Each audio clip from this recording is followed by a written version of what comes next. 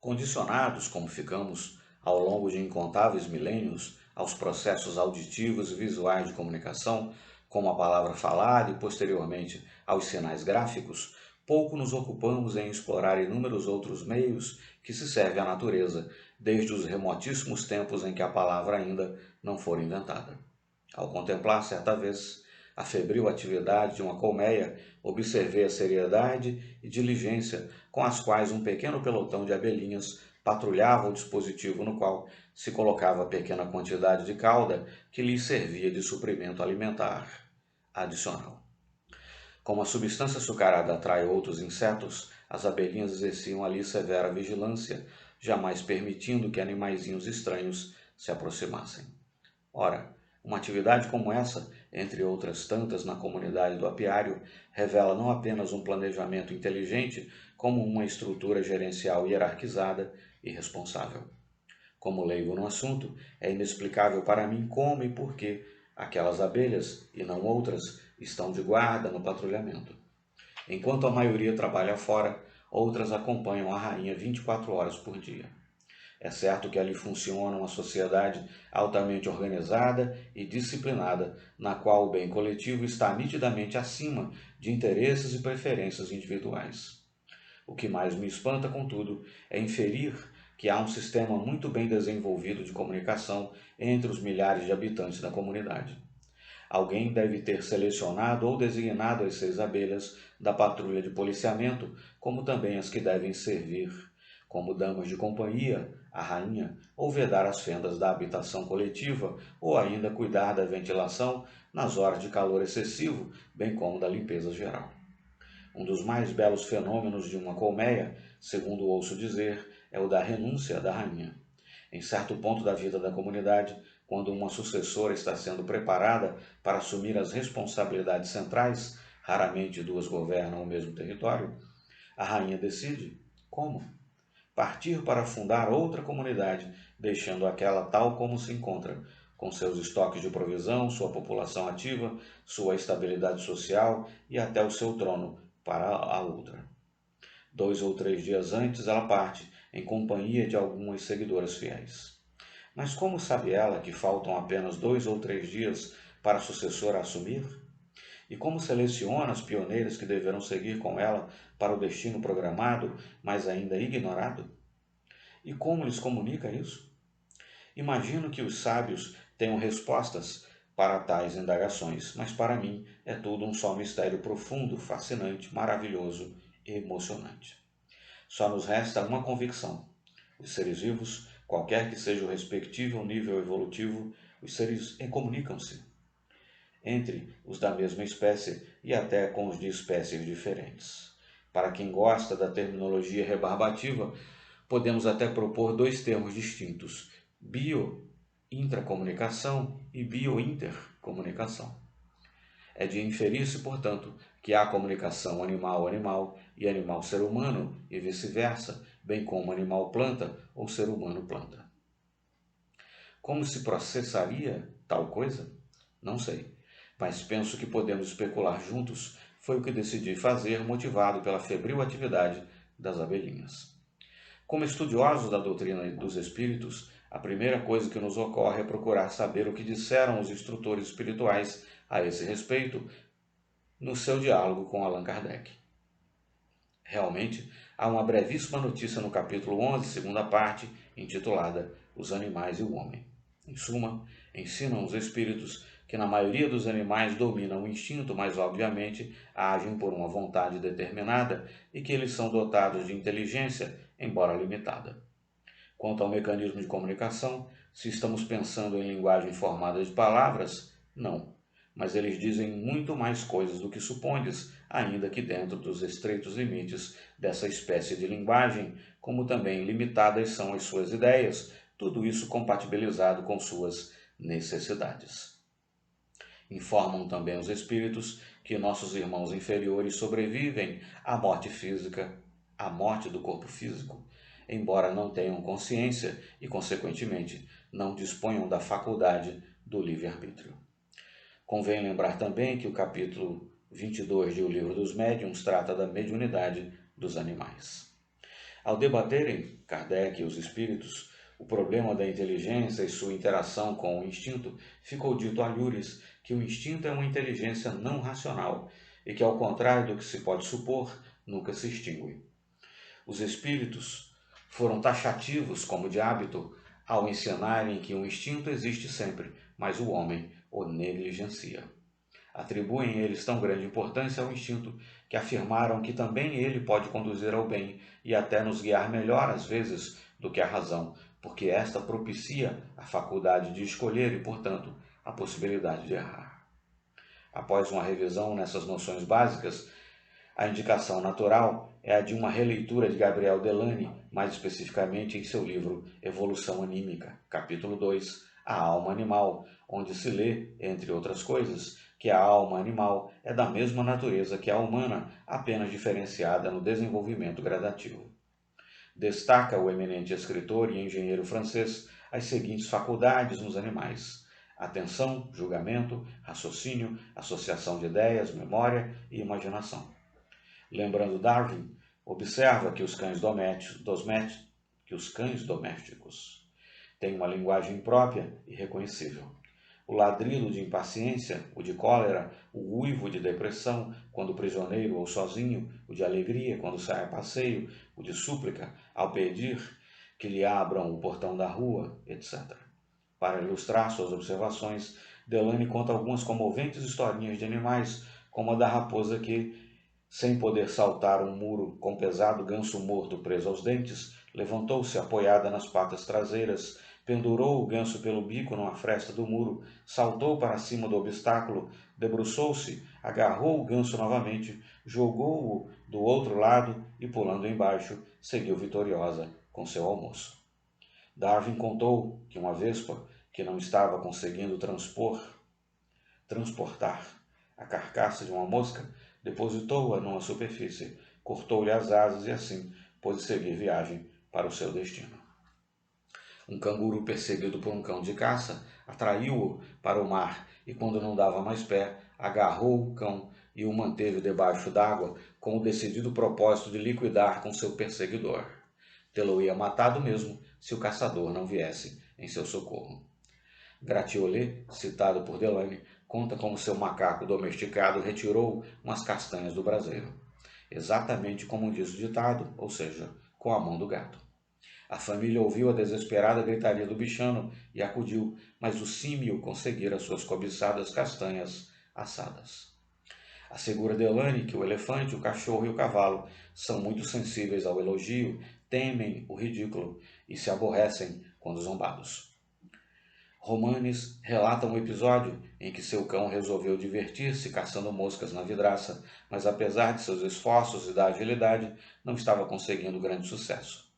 A cada fracasso do cão, o dono zombava e ria dele. Logo, o animal inventou um jeito de salvar sua dignidade machucada. Fingiu ter apanhado afinal uma mosca e foi esmagá-la no chão. O dono, contudo, percebeu a artimanha e reclamou do animal a impostura. O pobre cão, de moral abatido, foi esconder-se debaixo de um móvel, obviamente arrasado, para curtir suas mágoas. É uma pena, dirá o leitor interessado, que essas historinhas tão atraentes só ocorram com cientistas e somente sejam encontráveis em livros mais ou menos antigos em segunda mão ou terceira. Engano seu, meu caro e minha querida. Estou certo de que se fizermos uma pesquisa hoje, descobriremos não dezenas, mas centenas ou milhares de casos semelhantes, pois são muitos os que amam, compreendem e se fazem entender pelos seus bichos. Eu, por exemplo, sabia quando a saudosa Samantha, ela fazia questão do TH, estava contente ou sentida com a gente porque queria comer ou aninhar-se no colo de alguém, ou que lhe abrissem a porta, e até quando não desejava ser perturbada nas suas infindáveis meditações. Samantha era uma gata digna, nobre, elegante e educada, uma verdadeira dama, venerada e respeitada. Já sua filha Teteia, que a terra lhe seja leve, foi um mau caráter. Era azeda, mal-humorada e irritadiça. Vivia a implicar solenemente com a irmã menor. Não poucas vezes deu-lhe uns tabefes inteiramente fora de propósito, a nosso ver, como se a outra fosse mero para-raios de suas frustrações. Um dia, ela me acordou logo à primeira luz da manhã para mostrar como era competente. Acabara de apoderar-se de uma rolinha no terraço. Para despertar-me, atirava a pobre ave morta para cima e a deixava cair no chão, junto da cama. Até que tomei conhecimento da sua importante façanha. Feito isso, saiu orgulhosamente e foi comer o seu breakfast em paz. De outra vez, consegui salvar uma de suas vítimas, sempre os pássaros desatentos que visitavam o terraço. O bichinho ainda estava vivo e se debatia desesperadamente nas suas garras.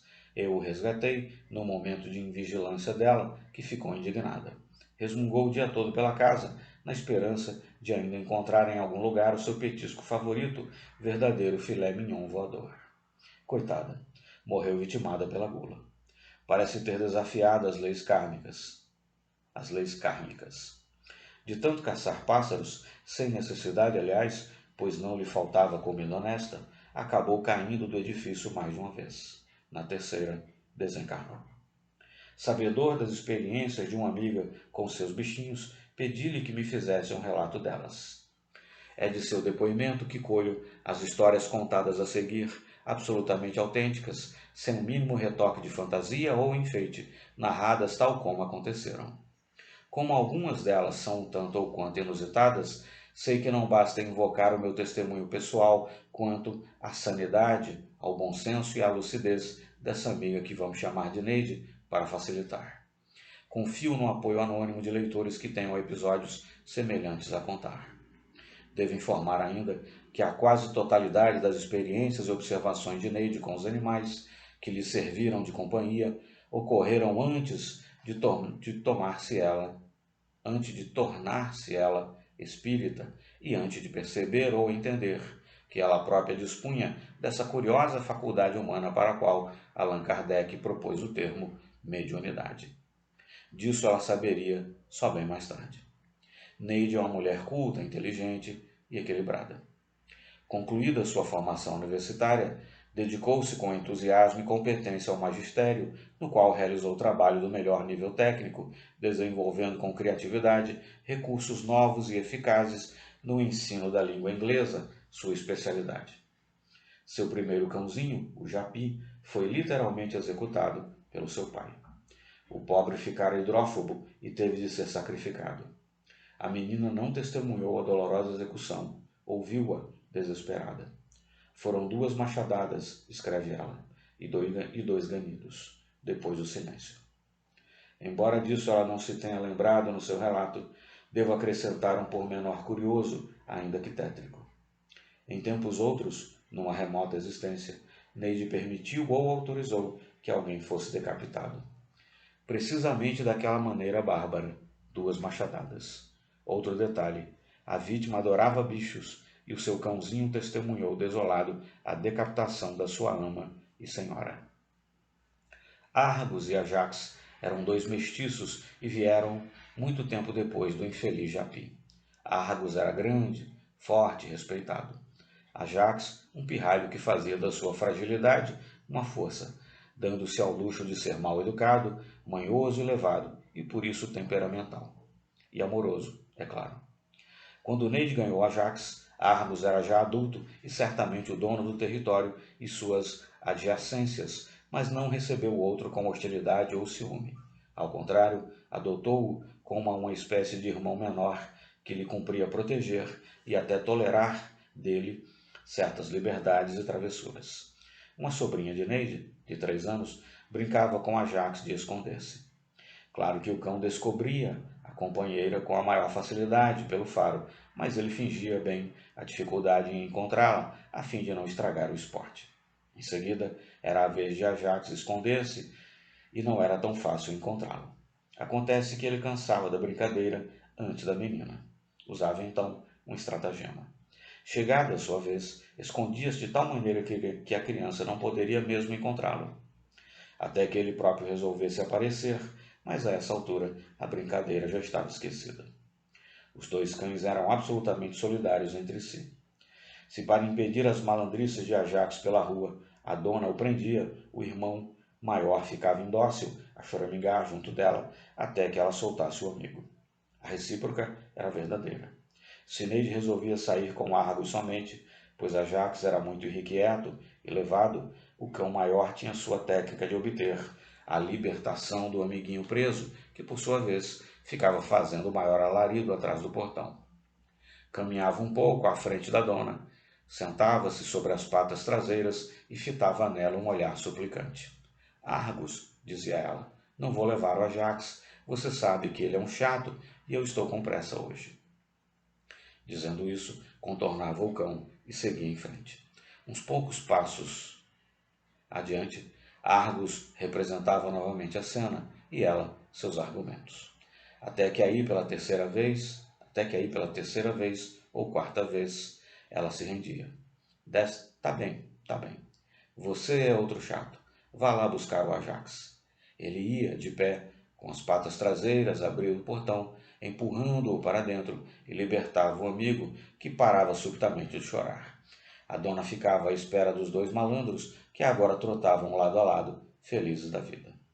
Daí a autoridade incontestável de Argos sobre o companheiro, maior mesmo do que o da própria Neide. Quando, por qualquer motivo, Ajax fugia e ela ficava a gritar por ele, sem o menor resultado, era só convocar a ajuda do outro. Argos, vá lá buscar aquele cretino. Daí a pouco os dois estariam em casa, direitinhos, inocentes e puros, como dois anjinhos. O mesmo acontecia se Argos voltasse sozinho depois de um passeio com o menor. Argos, cadê o Ajax? Perguntava ela. Você sabe que ele não pode ficar sozinho na rua. Volte lá. Anda, traga-o para casa. Estava resolvido o problema. A próxima e importante personagem na vida de Neide é Jimmy, o cão bilíngue. Jimmy devia estar com mais de 200 encarnações, pois era realmente um gênio de elevado QI, como se verá. Neide resolveu falar com ele somente em inglês, e não é que o danadinho aprendeu? Pois foi. Servia até para pôr em brios certos alunos relatos, pois se até o Jimmy conseguia aprender inglês, como é que um menino ou uma menina não haveria de conseguir? Jimmy sabia até sorrir e tomar melhoral com facilidade quando gripado. Era só chamá-lo. Jimmy, venha cá tomar o remédio. Ele vinha, ficava de pé, apoiado nas patas traseiras e abria a boca. Neide jogava o comprimido lá dentro e dizia, agora vá beber água. Ele ia. Jimmy desenvolveu certa linguagem própria, com a única sílaba de que dispunha, au, e que modulava para dizer o que queria. Por exemplo, au au, firme, imperioso, para pedir comida, para água, o au au era mais brando. Quando Neide se fazia de desentendida, ele ia lá dentro, apanhava sua vasilha com os dentes, depositava-as aos pés dela e a olhava um tanto ressentido, como a dizer, aí, sua burra, não vê que é a água que eu quero? Outra coisa importante, criado em apartamento, Jimmy foi instruído no sentido de que não era permitido latir depois das 10 horas da noite. Às vezes, porém, a proibição era-lhe extremamente penosa, insuportável mesmo. Ocorria isso quando a máfia canina das ruas, uns 15 marginais liderados por um vira-latas truculento que respondia pelo nome incongruente de Duque, aprontava lá embaixo o maior alarido por causa de algum cão estranho que tivera a infeliz ideia de invadir o território inimigo. O pobre Jimmy ficava indócil e de alguma forma queria participar, pelo menos ser solidário com seus companheiros de rua. Quando achava que não dava mais para aguentar, corria para Neide e dizia um só au, educado e suplicante, mas em tom moderado, como convinha ao adiantado da hora, ou seja, deixe-me dar uma latidinha? Deixe-me dar uma latidinha? Jimmy, você sabe que não pode latir à noite, era a resposta firme. Ele bem que desejava conformar-se, mas não dava. Ia até a área de serviço e voltava para insistir com o jogo de olhares suplicantes e latidos educados, como quer dizer. Mas os outros estão latindo. Ainda assim, Neide resistia. Os outros estão lá fora e você está dentro de casa.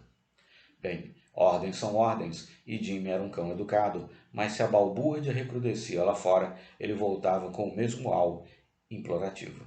A essa altura, quem não resistia mais era Neide, que concedia. Está bem, vá lá na área, lata um pouquinho e volte. Aí, conta Neide, ele corria ao local autorizado, latia, até descarregar sua atenção e voltava todo feliz, abanando o rabinho de satisfação.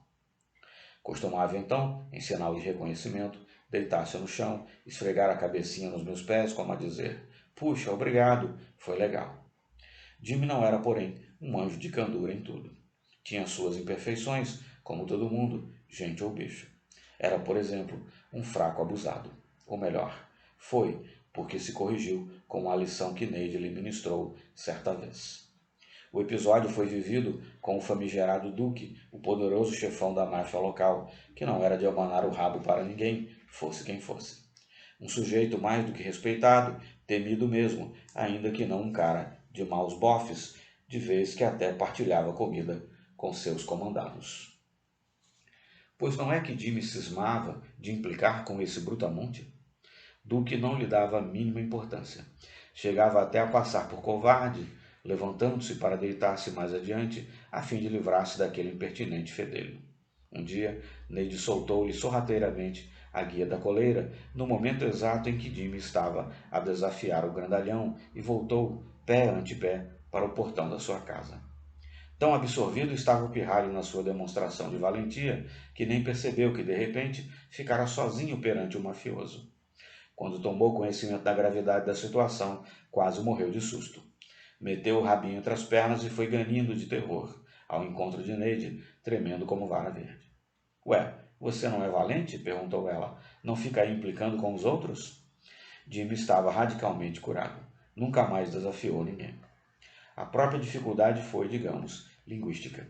Neide teve de passar uma temporada fora e Jimmy ficou com uma amiga dela, que também tinha um cãozinho que, aliás, se dava bem com Jimmy, pois se visitavam as donas e os cães. Ao retornar, Neide foi buscar Jimmy e teve a surpresa de saber que ele se portara muito mal. Demonstrara não ter a menor educação, não prestava atenção ao que lhe falassem e nem obedecia às ordens mais singelas. Impossível aquilo. Jimmy era um verdadeiro gentleman, pensou Neide, que protestou como lhe permitia a intimidade com a amiga. Se havia coisa de que ela se orgulhava, era da educação impecável de Jimmy. E para prová-lo, começou a dar-lhe ordens em português, naturalmente. Aí é que ela descobriu que ele não estava entendendo nada. Ficava olhando para ela, olhinhos arregalados, rabinho em pé, como de seu hábito, quando em estado de alertamento. Começou então nova tarefa para Neide, a de ensinar português ao cão. Por exemplo, ela dizia: Jimmy, venha cá. E ele a olhá-la sem entender. Aí ela dizia: Jimmy, come here. Ele vinha. Foi assim. Vá buscar a bola. Deita. Às vezes ele ficava um tanto confuso. Começava a executar a ordem tal como a entendia, mas não muito certo de a estar interpretando corretamente. Por exemplo, Jimmy, deita. Ele começava a abaixar-se, parava no meio do gesto e parecia pensar: será que é isso mesmo que ela quer que eu faça? Ela repetia o comando e então ele conferia e completava a ação.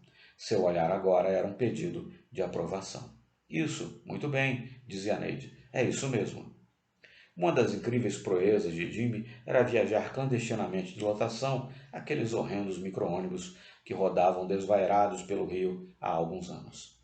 Neide tinha uma bolsa de vime, como então se usava, e ali transportava Jimmy em suas visitas sociais. Antes, porém, tivera o cuidado de explicar-lhe que aquilo era proibido, dado que não era permitido levar animais nos veículos de transporte coletivo e, portanto, ele não poderia ser descoberto.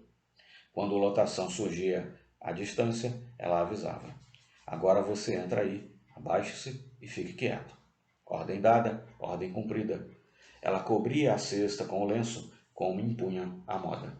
Acomodados no banco, quando possível, um dos últimos, para reduzir o risco da clandestinidade, ela dizia a Jimmy: agora você pode pôr a cabeça de fora, mas fique calado. Na hora de descer, nova recomendação. Agora, abaixe-se de novo, vamos descer. Com esse estratagema, Jimmy viajou sempre como clandestino e jamais foi apanhado. Mesmo que algum passageiro descobrisse, nunca ninguém o entregou. Afinal, era um cãozinho inteligente e educado que a ninguém incomodava, pois sabia calar-se quando necessário. Jimmy morreu de sinomose, doença que não perdoa, nem mesmo aos cães geniais. Houve também uma experiência com Veludo, outro nome incompatível, porque se tratava de uma cadela.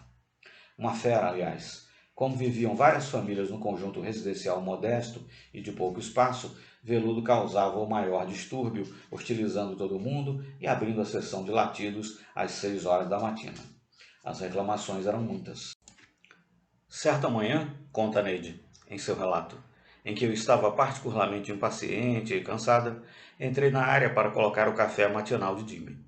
Veludo começou a desacatar-me com mil ameaças, afirmando por certo, em sua linguagem, o quanto era competente na sua especialidade. Nesse dia, eu respondi à provocação. Não corri da área. Pelo contrário, debrucei-me sobre a mureta. A fera só faltou ter um infarto. Lá pelas tantas, falei baixo, mas firme, pois jamais gritei com os animais, principalmente cães, que sei terem um sentido de audição muitíssimo sensível. Cale a boca. Ela calou mesmo e me olhou estupefata ante minha audácia. Eu continuei. Sua boba, você não vê que eu moro aqui? Ora, pare com essa tolice. Você está incomodando todo mundo. Pare com isso. E tem mais, eu moro aqui. Vou continuar aqui e você vai se cansar de ver-me aqui. E não quero mais ver a senhora fazer esse escândalo todo. Entendeu? Lição aprendida, ordem cumprida. Veludo nunca mais latiu, nem para Neide, nem para os demais vizinhos. Naquela tarde, quando Neide foi renovar a água de Jimmy, a cadela ainda ensaiou a cena habitual, mas o latido morreu na garganta. Foi como se pensasse a tempo. Foi como se pensasse ainda há tempo. E essa é aquela mulher braba. Em vez da hostilidade, ela olhou para Neide e abanou o rabo, sua maneira de dizer que não se falava mais no assunto e a paz estava consolidada. No dia seguinte, Veludo ganhou um belo osso em testemunho da nova amizade. Por fim, aconteceu Samuel, Sam para os íntimos, ou ainda Samuca. Cãozinho luxento, requintado, meio chorão e até birrento, quando de mau humor. Queria até comer à mesa e dormir no leito da dona, coisas que ela não admitia. Após algumas travessuras mais sérias, Neide passou a deixá-lo preso no apartamento, pois ela morava sozinha a essa altura, trabalhava fora e estava cansada de arrumar as bagunças que ele aprontava na casa na sua ausência. Como era de se esperar, Sam detestou as medidas coercitivas à sua liberdade. Aquilo deveria parecer-lhe abaixo de sua dignidade, um verdadeiro vexame. Por isso, escondia-se. Mal Neide começava a preparar-se para sair. Só aparecia à custa de ameaças. Vinha chorando, arrastando a barriguinha no chão, como a pedir clemência, completamente infeliz. Mas ela estava decidida, pois era mais suportável o dissabor de prendê-lo do que a canseira de pôr a casa em ordem no final de um longo dia de trabalho exaustivo. O novo regime disciplinar durou 3 ou 4 dias apenas. Ao cabo desse tempo, à hora de prendê-lo na área, ele se mostrou tão miseravelmente desgraçado que Neide o convocou para uma conversa como que de homem para homem. Deixemo-la narrar a cena, verdadeiramente antológica. Samuca, venha cá. Ele veio. Sente-se aí. Ele sentou. Agora, escute bem o que eu vou dizer. Ele levantou as duas orelhas, como fazia quando prestava atenção. Eu sei que você odeia ficar preso lá fora. Concordo com você. Eu também não gostaria. Mas acontece que quando eu deixo você solto, por mais que eu faça e recomende, você faz aquela bagunça. Não está certo eu chegar em casa cansada do trabalho e ainda ter que arrumar a bagunça que você faz por pura molecagem. Ele ouvia atentamente, como se podia ver da posição das orelhas. Vou fazer um trato com você. Hoje vou deixar você solto. Agora, quando eu voltar, se você tiver feito alguma, eu lhe darei uma surra da qual você nunca irá esquecer-se e nunca mais te deixarei solto. Mas se você portar-se direito, isto é, não desarrumar nada, nem sujar nada, poderá brincar com seus brinquedos. Você nunca mais ficará preso. Entendeu bem? Ele fez com as orelhas que sim, era o sinal. Pacto cumprido à risca. À noitinha, Sam veio receber Neide. À porta, todo compenetrado, o rabinho abanando, um autêntico cavalheiro. Tudo em ordem. Neide o tomou no colo e fez-lhe um carinho, manifestando-lhe total reconhecimento e satisfação. Isso mesmo, muito bem. Você se portou como um menino educado. Estou muito contente. Jimmy, como vimos, era versátil na sua limitada linguagem. Tinha latidos identificáveis para várias situações, como pedir comida, água, ir lá fora, latir à noite e até para desligar o toca-discos quando não estava gostando da música, pois tinha também suas preferências. Sam não era dado a latidos nem sem sentido. Criou, para comunicar-se, sua própria linguagem semafórica. As duas orelhas levantadas indicavam no seu dicionário pessoal que não estava nada interessado na conversa. Em alguns momentos, particularmente maçantes, ele se deitava, abaixava as orelhas e fechava os olhos, fingindo dormir. Se a arenga, além de chata, assumia as proporções de um sermão, ele cruzava as patinhas dianteiras por cima da cabeça abaixada, como se quisesse tapar os ouvidos. Aquele era o limite da sua tolerância. Se, porém, a conversa voltasse a interessá-lo e ele concordasse com algum ponto dela, levantava uma orelha e arriscava um olho alternadamente. Daí ser possível saber exatamente o teor de seus comentários. Sim, não, concordo, discordo, isso é interessante, isso é chato, etc. Às vezes sua atitude raiava pelo desrespeito mesmo, e então Neide o advertia com maior severidade. Com maior severidade. Sammy, você quer prestar atenção ao que estou dizendo? Com evidente má vontade, ele levantava uma ou outra orelha. Um dia, porém, Samuel se superou. Novamente lembra o leitor que a moça não é doida. Não é doida. Sam amanheceu doente e andou triste pelos cantos. Neide lhe deu o remédio habitual, um melhoral infantil, que resultou inócuo. Sam continuava sofrendo. Dor de barriga não era, mas algo havia com ele, que o deixava inquieto, a choramingar daqui para ali, atrás da dona, o tempo todo. Naquela noite não dormiram, pois ele reclamou sem cessar das suas mazelas. No dia seguinte, sábado, Neide saiu à procura de um veterinário, mas não conseguiu nenhum. Voltou para casa com o doentinho sempre a gemer. Lá já desesperada, sem saber o que fazer, Neide chamou-o para junto de si. Samuca, venha cá, sente-se aí. Agora, escute com atenção. Sinal das orelhas com a cara mais feliz do mundo. Com a cara mais infeliz do mundo. Olhe, eu sei que você está doente. Está sentindo alguma coisa que o incomoda. Eu já fiz tudo o que podia e não consigo entender o que há com você. Agora, preste atenção. Onde é que está doendo? Ele fitou a dona, acenou com as orelhas e com uma das patinhas bateu 2 vezes no ouvido esquerdo. Embora acostumada a conversar com seus animais como se fossem gente, Neide ficou perplexa. Seria possível que Sam estivesse dizendo que estava com dor de ouvido? Neide repetiu a pergunta. Sam, onde está doendo? Não havia dúvida possível, dessa vez ele bateu 3 vezes no mesmo ouvido. Neide foi à farmácia, pediu um remédio para dor de ouvido, dosagem infantil, e voltou correndo. Sam, venha cá. Fique quietinho que vou colocar um remédio no seu ouvido. Ele se deitou, ficou imóvel. 2 gotas no esquerdo e, por via das dúvidas, 2 também no direito. Depois do tratamento, umas palavras de encorajamento, consolo e otimismo. Sam foi enrolado no seu cobertorzinho, previamente aquecido a ferro, e levado para sua caminha, apenas com o nariz de fora e os olhinhos, pois fazia frio. Passou bem toda a noite e muito feliz, dado que, por concessão especial e excepcional, dormiu aos pés da cama de Neide. Sam era um cão muito sensível e detestava ser tratado com desconsideração, sem o devido respeito pela sua posição social. Um dia, uma amiga de Neide se referiu a ele como vira-lata. Ofendido em sua dignidade, Sam se meteu debaixo de um móvel e de lá não saiu. A visitante acabou estranhando o procedimento inusitado e lhe foi explicado que ela o magoara, chamando-o de vira-lata. A moça saiu rindo muito, julgando aquilo uma enorme tolice de Neide, mas tudo se confirmou quando, mais por brincadeira do que por convicção, ela aceitou o alvitre da amiga e pediu desculpas a Sam.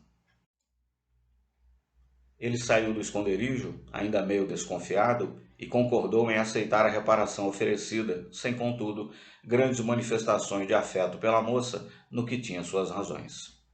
Neide encerra seu depoimento dizendo que encontrou também cães neuróticos, antipáticos, ciumentos, agressivos, traiçoeiros, implicantes, mal educados e obtusos. Mas, como diz ela, para concluir, não são assim também os humanos? Não há dúvida, portanto, de que os animais se comunicam entre si.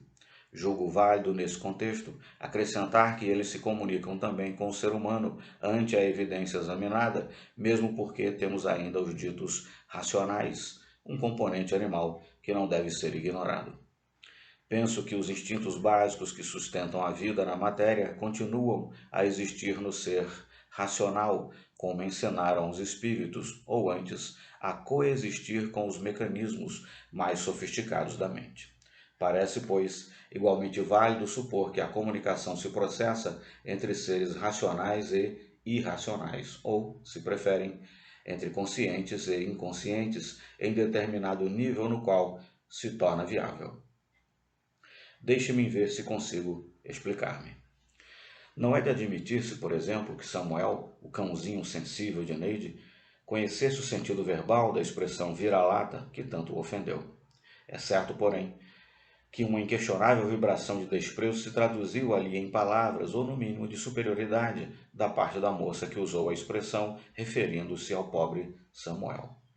O cão teria tomado conhecimento da ofensa no nível mais profundo, no nível mais primitivo da vibração, embora o ser humano a tenha expressado em palavras de vez que dispõe de tal recurso. Para expressar sua hostilidade a um gato ou a outro cão que lhe seja antipático, não precisaria, e nem saberia, dizer: não vou com a sua cara. Bastaria um rosnado, um latido ou até mesmo um olhar enviesado. Isso quer dizer, no meu modo de entender, que a energia hostil que produz o sentimento de humilhação, por exemplo, de um irracional para outro, seria veiculada por um rosnado ou um tabefe, como no caso da nossa Teteia, nos seus confrontos com a irmã. No ser humano, contudo, o processo alcança o nível da palavra falada. Certamente que o impulso básico e o mecanismo gerador são os mesmos, tanto no animal quanto no ser humano. Há, no entanto, aspectos desconcertantes nesse sistema de comunicação, o que indica complexidades bem mais expressivas do que suspeitamos. O caso de Jimmy, o cão bilíngue, por exemplo. Ele aprendeu a executar certas tarefas simples por meio de um sistema de comunicação que operava em linguagem articulada, no caso, o inglês. Demonstrou, portanto, certo grau de adiantamento em relação ao do nível primitivo de comunicação, para um mais sofisticado ao qual a palavra é suficiente para suas percepções, ou melhor, determinadas palavras muito repetidas de determinada língua humana e que parecem programá-lo ou condicioná-lo a fim de praticar certos atos numa espécie de reflexo condicionado, como diria Pavlov. Talvez por isso tenham ensinado os espíritos que os animais evoluem em companhia dos seres humanos. Quando a língua empregada passou a ser outra, a portuguesa, ele precisou não propriamente reaprender tudo, mas traduzir um sistema de sinais auditivos já familiares em outros, descobrindo-lhes a equivalência. Suas hesitações o demonstram claramente, como, por exemplo, a expressão ou conjunto de sons venha cá era o mesmo que come here. Ele bem sabia que o impulso original do comando era idêntico, mas teve de certificar-se primeiro de que era isso mesmo. Daí as hesitações, bem como a evidente satisfação que demonstrava ao acertar no cumprimento da ordem. Em suma, ele aprendeu que tanto come here como venha cá eram a mesma coisa. Qualquer que fosse, portanto, a língua na qual lhe falassem, o importante para ele era identificar com clareza aquilo que chamamos impulso original existente na vontade e no pensamento de quem lhe transmite a ordem. Creio, pois, legítimo concluir que o ser humano e o animal se comunicam em determinado nível de entendimento, não que propriamente transcenda a palavra, mas que a dispense, revertendo aos remotos dispositivos e mecanismos de comunicação pré-existentes à invenção da palavra falada e que estiveram em operação por um tempo incalculável e, de certa forma, têm ainda suas matrizes no psiquismo humano. Ou o leitor tem outras hipóteses mais inteligentes? Leo Watson as tem, muito bem formuladas e expostas, aliás, mas ficaria longo demais este despretensioso estudo. Fica para outra vez. Contudo, mesmo ao risco de alongar um pouco esta conversa, vale a pena divulgar certos aspectos da experiência de Neide com os animais em face das muitas e importantes lições que suas observações encerram. Ela identifica no cão, como vimos, os diversos tons de latido, cada um com um significado preciso e invariável, como a queixa, a alegria, o sinal de alerta, o afeto, etc. Há também a linguagem semafórica, tão importante e expressiva como qualquer outra. Exemplo: quando entrava uma pessoa estranha pela primeira vez em casa de Neide, a reação do animal era sempre veiculada em seu código próprio. Se ele abanava o rabinho e fazia festas ao visitante, tratava-se de boa pessoa. Se corria a esconder-se, a mensagem era de que aquela pessoa não gostava de cães. Se o cão aceitava seus carinhos, a pessoa era digna de confiança. Se não confiasse no visitante, o cão se punha ostensivamente entre ele e Neide e ali ficava de guarda para o que desse e viesse. Se, positivamente, se tratasse de um mau caráter, ele rosnava como quer dizer: cuidado com ele. Se, além disso, o mau caráter não gostava de cães, era a guerra declarada e total, traduzida no latido hostil. Neide acha que não é preciso gritar com os animais, pois não só ouvem muitíssimo bem, principalmente os cães, como têm apurada sensibilidade. Gritos só servem para assustá-los. Pancada, então, é um horror. Basta conversar com eles, explicar-lhes pacientemente as coisas. Eles entendem e obedecem em tais circunstâncias. Não me perguntem como entendem. Ainda me sinto tentado a trazer para essa conversa informal o espantoso caso dos cavalos de Eberfeld, mas temos que deixar isso para outra oportunidade. Seja como for, a coisa parece tão fantástica que muita gente até hoje não acredita no depoimento dos pesquisadores ou inventam as explicações mais incríveis do que os próprios fenômenos. Disponho sobre o assunto do depoimento insuspeito do eminente pesquisador e escritor belga Maurice Maeterlinck, mas, como disse ainda há pouco, temos de deixar o tema para outro artigo. Penso que, diante disso tudo, o leitor não terá dúvida em concordar com os espíritos e com o Dr. Gabriel Delany, para quem os animais demonstram faculdades nitidamente humanas, como atenção, julgamento, raciocínio, associação de ideias, memória, imaginação. Creio que muitas outras faculdades poderiam ser acrescentadas, como o acendrado amor materno e o matrimonial, fidelidade ao outro, a bravura com que defendem aqueles a quem amam. Lembro-me de ter lido, não consegui localizar o livro, onde o cão que, percebendo uma doença mortal ao seu dono, deitou-se sobre ele e como que chupou, absorveu todos aqueles fluidos destrutivos que o perturbavam. O homem ficou bom e o cão morreu. Há aquele que passou a viver num cemitério pelo resto de sua vida, apenas para estar junto do que restava do seu amado Senhor.